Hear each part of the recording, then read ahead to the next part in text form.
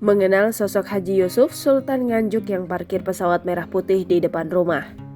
Sosok Sultan Nganjuk tersebut diketahui bernama Haji Yusuf, 78 tahun, seorang pengusaha yang bergerak di bidang perkebunan kelapa sawit. Nampak pesawat itu dia parkir di halaman rumahnya di Desa Pelem, Kecamatan Kertosono, Kabupaten Nganjuk, Jawa Timur.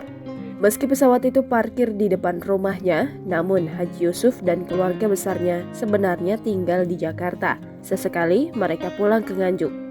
Seperti yang kini ramai diberitakan, terlihat badan pesawat warna merah putih itu diparkir persis di depan rumah Haji Yusuf.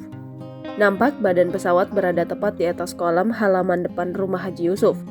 Pesawat dengan panjang kurang lebih 30 meter itu hanya ditopang dengan 3 tiang penyangga menyerupai 5 segi 4.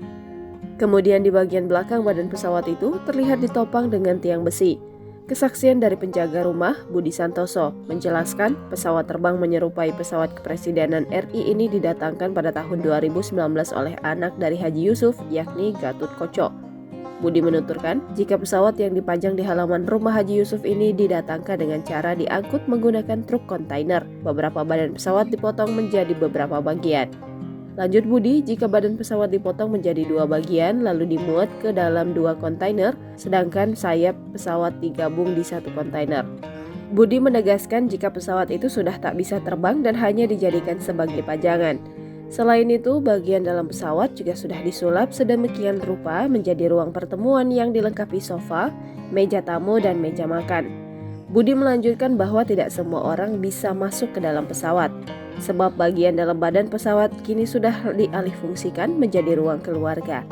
Saat ditanya berapa harga pesawat itu, Budi menyebut jika ia tak tahu pasti berapa harga pesawat yang menyerupai pesawat kepresidenan RI itu. Namun, sepengetahuan Budi, pesawat yang dipajang di halaman rumah Haji Yusuf ini dulunya merupakan angkutan udara dalam negeri.